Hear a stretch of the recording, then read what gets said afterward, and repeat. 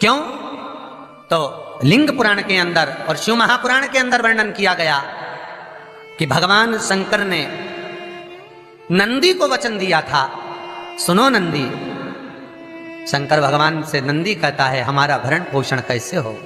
शंकर भगवान कहते हैं नंदी मेरे शिवलिंग पर, यदि कई लोगों को थोड़ा ध्यान दीजिएगा, है बहुत कथा पर बहुत ध्यान देना, शिव महापुराण की कथा है, बार बार ऐसी कथा नहीं मिल सकती आपको। सुनोगे आप अपनी जगह पर, बहुत वक्ता हैं, बहुत प्रेम से बांचते हैं, पर जो कथा रस तत्व से आपको मिल जाए उसको ले लीजिए महाराज।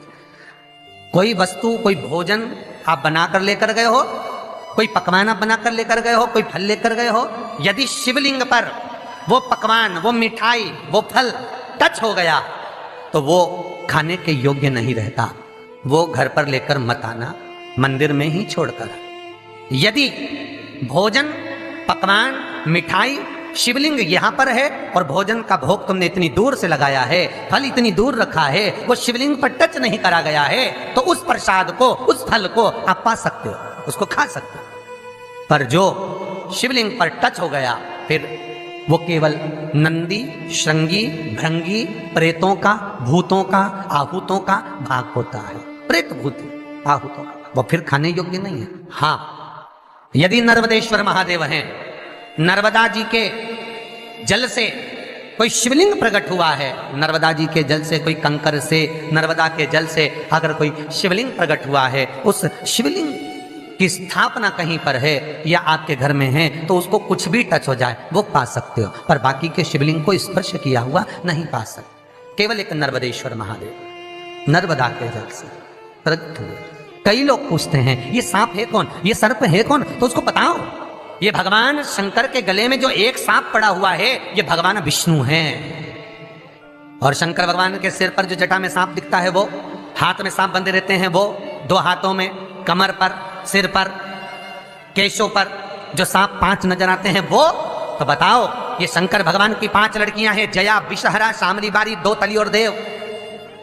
ये 5 लड़कियां भगवान शंकर के इर्द गिर्द घूमती हैं, आसपास भ्रमण करती हैं, सभी ये शिव की बेटियां भगवान शंकर के साथ भ्रमण करती हैं। 5 जया, विषहरा, शामली बारी, दो तली और देव, ये जो 5 पुत्रियां थी शंकर भगवान की, ये वासुकी को दी गई थी महाराज, क्योंकि ये सर्प की योनि में थे, इसलिए ये वासुकी नाग को प्रदान करी गई थी। वासुकी नाग कौन सा? जिसने मंथन कराया। वासुकी नाग कौन सा? जिसके फण पर पूर्ण पृथ्वी विराजमान है। वासुकी नाग कौन सा? जो निरंतर देवताओं के हित के लिए कार्य करता रहता। एक पान के पत्ते के ऊपर, मात्र पान जानते हो, वो खाने वाला जो पान करता है उसका पत्ता, पान के पत्ते के ऊपर जो चंदन से शंकर के नाम, पार्वती का नाम और ब्रह्माणी सरस्वती का नाम लेकर शिव को समर्पित कर दे महाराज, उसकी भी तिथि बताइए, बड़ी सुंदर है।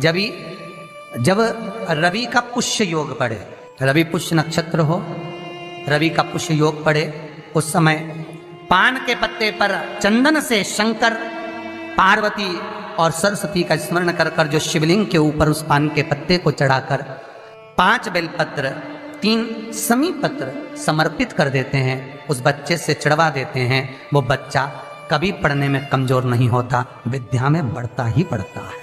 पलटकर माँ बाप को देखना ही नहीं पड़ेगा, बच्चे को कभी भी माँ को कहना ही नहीं पड़ेगा कि पढ़ने बैठ, वो खुद पढ़ेगा, रुचि से पढ़ेगा। 5 बेलपत्र, 3 समी पत्र समर्पित कर दें, भगवान शंकर का स्मरण करें और उस बच्चे को प्रणाम करवा कर वापिस लेकर आए, बच्चा विद्या में प्रबल होता है, विद्या प्रकट। भगवान शिव देने वाला है, सरस्वती को स्वर बोले। शिव महापुराण की कथा, लिंग पुराण की कथा, विष्णु पुराण की कथा, पद्म पुराण की कथा कहती है कि किसी वृक्ष के नीचे, जिन वृक्षों का गुणगान हमारे शास्त्र करते हैं, जिन वृक्षों का गुणगान हमारी पुराणे करती हैं, उन वृक्ष के नीचे अगर एक मंत्र का मनका भी फेरा जाए तो उसका पुण्य हजारों गुना प्राप्त हो जाता है, आप रूप प्राप्त होता है अपने आप जिस पुण्य को करना चाह रहे। मेरा बहुत निवेदन है महाराज, बहुत प्रयास करा करो, प्रयास करना।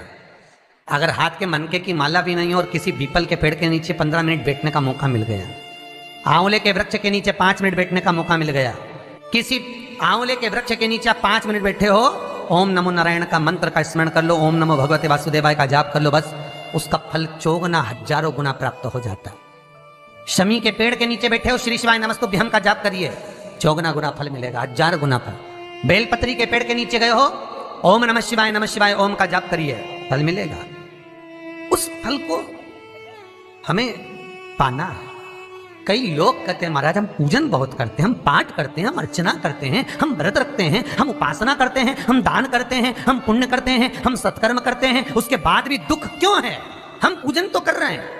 आपके पेट में दर्द हुआ, मान लो आपके सिर में दर्द हुआ, अब सिर में दर्द हुआ तो आपने गोली तो खाई, एनासिन भी खाई, क्रोसिन भी खाई, डिस्परिन भी खाई, कॉम्बिफ्लिन भी खाई, ना जाने कहां की गोलियां खा गए, सिर में दर्द था और 4-5 तरह की गोली खा गए।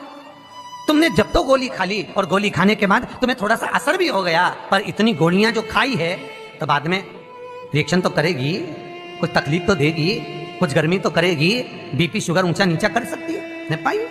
उसी तरह मंत्र, माला, पाठ, जप, अनुष्ठान फल कब देते हैं और फल कब नहीं देते, ये शिव महापुराण की उमा संहिता कह रही है। शिव महापुराण का उमा खंड, पार्वती खंड को अच्छे से पढ़िए तो उसमें बताया है, उसमें वर्णन किया है।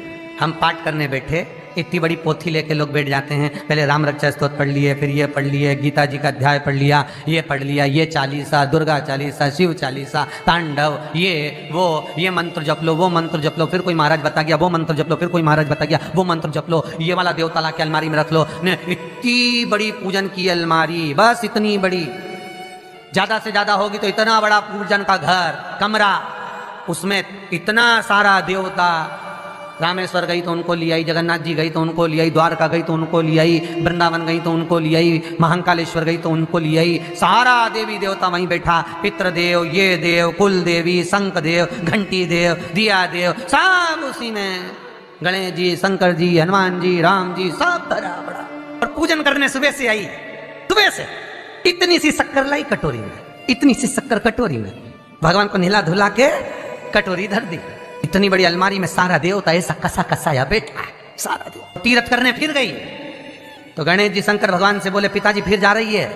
शंकर भगवान बोले बेटा खसक के बैठो, फिर पकड़ के लाएगी किसी को, बैठ फिर लाएगी किसी, फिर ले आई, फिर रख दिया। पूजन करने आई, कलश रख दिया, मंदिर में ही ढुल गया, भगवान पूरा गीला हो गया। गणेश जी शंकर जी से बोले पिताजी पूरा गीला करके चली गई। शंकर भगवान बोले बेटा तो कल ही आएगी, दिया लगा के गई तो गीले में बैठो, अब नहीं आने वाली। और ध्यान देना साहब, इस कथा को आपके ऊपर लेकर समझाया जा रहा है, क्योंकि शिव महापुराण की कथा कहती है कि आप जो मंत्र जप रहे हो, आप जो माला जप रहे हो, आप जो साधना कर रहे हो, आप जो पाठ कर रहे हो, वो आप पर असर कर रहा है कि नहीं कर रहा है, वो आपको समझना है। राम रक्षा स्तोत्र का पाठ करो तो पहले हनुमान चालीसा पढ़ो, फिर राम रक्षा स्तोत्र करो। शिव चालीसा, दुर्गा चालीसा, गणेश चालीसा, हनुमान चालीसा, गायत्री चालीसा, इन 4-5 चालीसा को एक साथ कभी नहीं पढ़ना। एक चालीसा यदि आपने पढ़ ली है शुरू में, तो पाठ पूरा होने के बाद जब उठने की तैयारी हो तब दूसरी चालीसा पढ़ दो, बाकी की चालीसा भले आप बाद में पढ़ दो। पर एक साथ 4 चालीसा का पाठ नहीं होना चाहिए। पाठ करने बैठे हो, किसी एक मंत्र की माला जप रहे हो, ओम नमः भगवते वासुदेवाय जपा, या शंकर जी का मंत्र जपा, या गुरु का मंत्र जपा, या ये मंत्र जपा, या वो मंत्र जपा, उस मंत्र को जपने में बीच में कुछ गैप होना चाहिए। एक साथ रट्टा मार पहले ओम नमः भगवते, ओम नमः भगवते, श्रीमन्नारायण श्रीमन्नारायण, ओम नमः शिवाय, ओम नमः शिवाय, फिर ये जप लो वो